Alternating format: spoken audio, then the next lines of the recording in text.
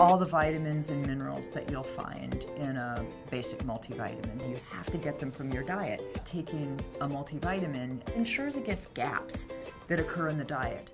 Our MegaFood multivitamins adjust the nutrients based on where you are in your life stage. I tell men and women, buy your vitamin based on your age and your gender. If you're menstruating, you should be taking a multivitamin that's got iron.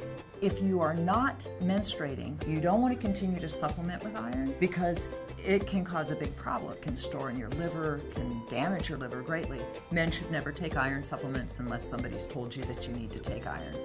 If you're over the age of 50, you need to have additional B12. And as we age, you actually have less of the precursor in your skin that is activated by UV light. So vitamin D, higher amounts are important in your multivitamin.